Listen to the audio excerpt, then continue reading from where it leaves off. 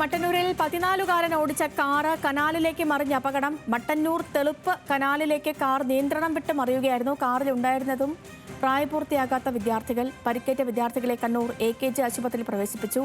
സരീഷ് പിക്കുണ്ട്. സരീഷ്, ഇപ്പോൾ ലഭിക്കുന്ന വിവരമനുസരിച്ച് കാർ ഓടിച്ചതും കാറിൽ ഉണ്ടായിരുന്നതും എല്ലാം പ്രായപൂർത്തിയാകാത്ത കുട്ടികളാണ്. ഇവരുടെയൊക്കെ ആരോഗ്യനില എങ്ങനെയാണ്? എപ്പോഴാണ് ഈ സംഭവം? MVD ഇടപെട്ടിട്ടുണ്ടോ? വിവരങ്ങൾ.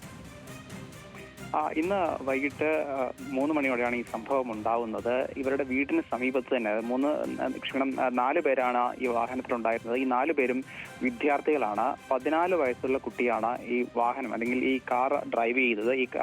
ഈ 14 വയസ്സുകാരൻ്റെ അച്ഛൻ്റെ ഉടമസ്ഥയിലുള്ള അല്ലെങ്കിൽ പിതാവിൻ്റെ ഉടമസ്ഥയിലുള്ള കാറാണ് ഇത്. വീടിന് സമീപത്ത് തന്നെ ഒരുപക്ഷെ ഡ്രൈവിംഗ് പരിശീലനം നടത്തിയതാകാം ഈ നിയന്ത്രണം വിട്ടും കാർ മറിയാൻ കാരണമെന്നാണ് കരുതുന്നത്. എന്തായാലും പരിക്കേറ്റ 4 പേരെയും AKG ആശുപത്രിയിൽ പ്രവേശിപ്പിച്ചിട്ടുണ്ട്. ഇതിന് തുടർച്ചയായ ഒരുപക്ഷെ MVD ഉൾപ്പെടെ ഈ വിഷയത്തിൽ ഇടപെടും എന്നാണ് പ്രതീക്ഷിക്കുന്നത്. കാരണം നിലവിൽ ഈ കുട്ടികളുടെ നില ഗുരുതരമല്ല എന്നാണ്.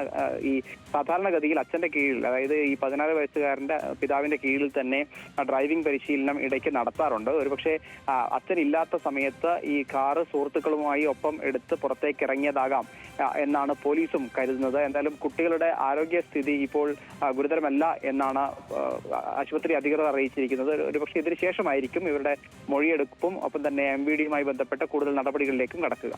ശരി, സരീഷ് പൈക്കാണ് വിവരങ്ങൾ നൽകിയത് കണ്ണൂരിൽ നിന്ന്.